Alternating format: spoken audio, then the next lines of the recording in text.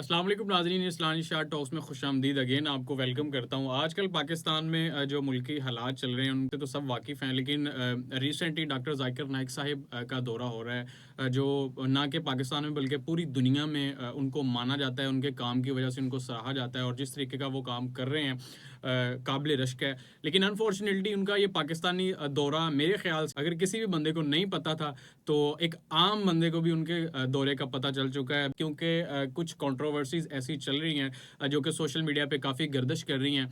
लेकिन अनफॉर्चुनेटली इतने बड़े स्कॉलर्स हैं और उनकी क्या कंट्रोवर्सी हो सकती हैं और उसके हवाले से उनको क्या करना चाहिए था उसके रद्द अमल में, और वो क्या बातें कर रहे हैं जो सोशल मीडिया पे गर्दिश कर रही हैं। आज की इस वीडियो में हम यही बात करेंगे। सबसे पहले बात कर लेते हैं जी, जब वो पाकिस्तान की हदूद में एंटर होने लगे कराची एयरपोर्ट पे, तो वहाँ पर जो पीआईई के मैनेजर्स थे उन्होंने उनसे टैक्स की यानी कि रिक्वेस्ट कर दी। लेकिन अनफॉर्चुनेटली डॉक्टर ज़ाकिर नाइक साहब ने ये कहा कि मैं एक हुकूमत का मेहमान हूँ, तो मुझसे टैक्स लेना बनता नहीं है आपका। तो उस पर काफ़ी बात होने के बाद उन्होंने कहा कि हम आपको 50% जो टैक्स है ना वो माफ़ कर देते हैं, लेकिन 50% टैक्स आपको देना पड़ेगा। लेकिन अनफॉर्चुनेटली डॉक्टर ज़ाकिर नाइक साहब ने उस टैक्स को भी देने से इनकार कर दिया। उन्होंने कहा कि अगर करना है तो आप 100% मेरे लिए माफ़ कर दें।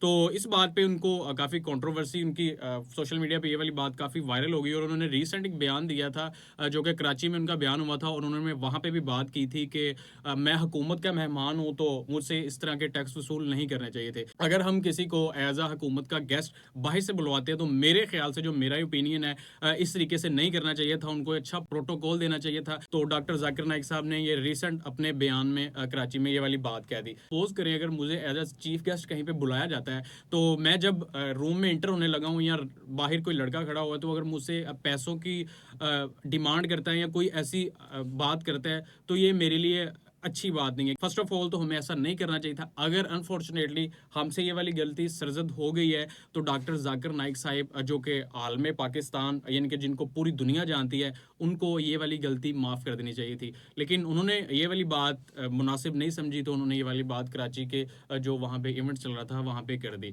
लोगों को भी काफ़ी बुरा लगा था। सेकंड नंबर पे बात आ जाती है जी कि जिस तरीके से उनका जो एक इवेंट चल रहा था वहाँ पर एक लड़की ने अपने जो मसाइल के हवाले से डॉक्टर जाकिर नाइक साहब को क्वेश्चन किया। डॉक्टर जाकिर नाइक साहब ने उसका जवाब देने से इनकार कर दिया।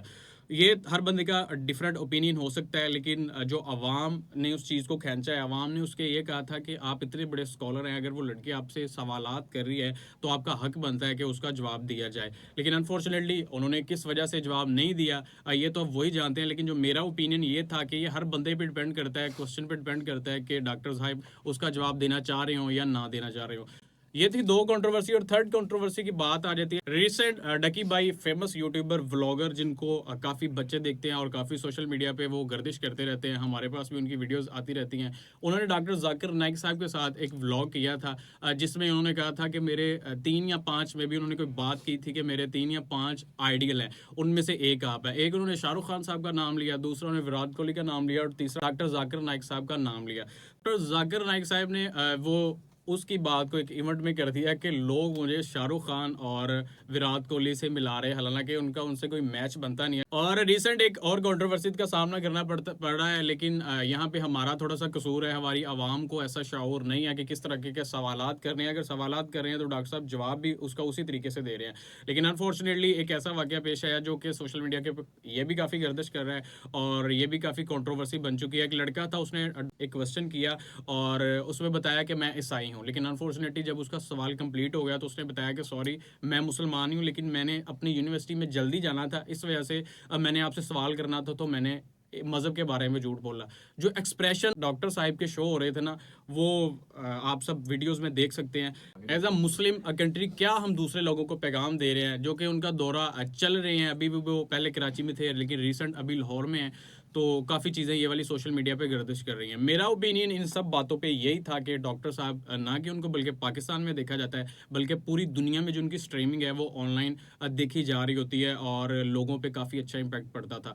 और जो दूसरे ममालिक में जो लोग उनको देखते हैं वो भी काफ़ी उनको सराह रहे हैं और काफ़ी अरसे से वो ये कह रहे थे कि मैंने पाकिस्तान का दौरा करना है। खुशकिस्मती है हमारी कि वो इस दफ़ा पाकिस्तान आने में कामयाब हो गए। पर्सनल राइज में यही है कि हम सब लोगों को देखना चाहिए कि किस तरीके से हम इस चीज़ को ले रहे हैं, अगर हमें मुस्लिम उम्मा की खिदमत करने का मौका मिल रहा है या किसी तरीके से हम उनके बयानात सुन पा रहे हैं, उनको लाइव देख पा रहे हैं, तो एज अ तहजीबन हमें भी कुछ बातों का ख्याल रख लेना चाहिए। तो नाज़रीन, ये थी आज की वीडियो। उम्मीद करता हूँ आपको पसंद आई होगी। अगर पसंद आई है तो यूट्यूब चैनल को सब्सक्राइब कर दिए, लाइक कीजिए।